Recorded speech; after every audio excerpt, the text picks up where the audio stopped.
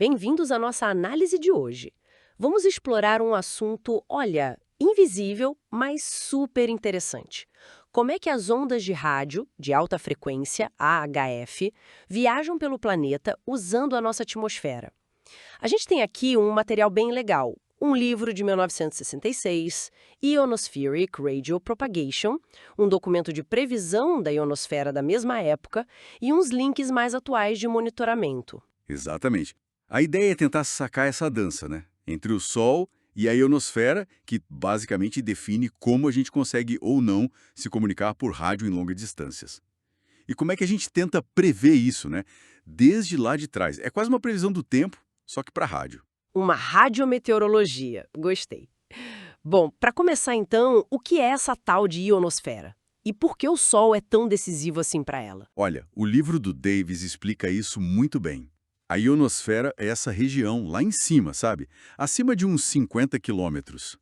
Lá, a radiação do Sol, tipo ultravioleta e raio-x, é tão forte que arranca elétrons dos gases. Isso cria umas camadas de partículas carregadas, íons elétrons. São as camadas D, E e F. E essas camadas, elas funcionam meio que como espelhos para as ondas de rádio HF. Refletem um sinal de volta para a Terra, permitindo ir muito além do horizonte. Ah, então são essas camadas que fazem um radioamador aqui do Brasil conseguir falar com alguém lá no Japão, por exemplo. Exatamente isso. Só que, e aqui está o pulo do gato, esse espelho não é fixo. De jeito nenhum. Ele muda o tempo todo. Muda do dia para a noite, muda com as estações do ano e, fundamentalmente, muda com a atividade do Sol. Aquele ciclo de 11 anos das manchas solares, as erupções, tudo isso mexe na densidade na altura das camadas. Imagino que essa instabilidade toda seja o grande desafio para quem depende do rádio HF, né? Tipo, como saber qual frequência vai funcionar naquele momento. É o ponto central. Para cada caminho, existe uma frequência máxima utilizável, a MUF. Se você usar uma frequência acima dela, a onda atravessa a ionosfera, tchau, foi para o espaço. Agora, se usar uma frequência muito baixa, ela pode ser absorvida principalmente pela camada D durante o dia. Aí o sinal some. Tem que achar o ponto certo. Entendi. E essa MUF, então, fica variando. O livro fala da lei da secante. O que seria isso, assim, na prática? Pensa, é como jogar uma pedrinha na água para ela quicar. Se jogar quase reto para baixo, ela afunda logo. Mas se jogar bem de lado com um ângulo rasante, ela quica mais vezes, vai mais longe. Com o rádio é parecido. Um sinal enviado mais inclinado para longe consegue ser refletido mesmo com uma frequência um pouco maior do que um sinal indo reto para cima. Essa é a ideia da lei da secante para HF. Ah, faz sentido. É como dar um pulinho na ionosfera. E essa complexidade toda, então, justifica a necessidade das previsões, como aquelas do documento de 1966? Como é que eles faziam aquilo? Olha, era um trabalho bem detalhado. Eles publicavam previsões mensais, mas com 3 meses de antecedência. A base era o histórico, né? E a previsão da atividade solar. Usavam um índice famoso, o número relativo de manchas solares de Zurich, aquele suavizado. Funcionava como um termômetro do Sol.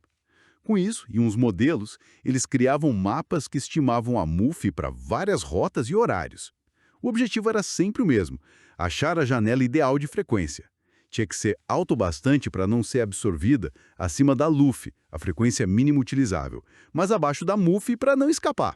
Mas mesmo com previsão, às vezes o Sol surpreende, certo?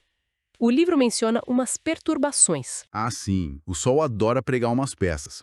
O Davis descreve bem as perturbações ionosféricas súbitas, as SIDS. O exemplo clássico é o apagão de ondas curtas, o SWF.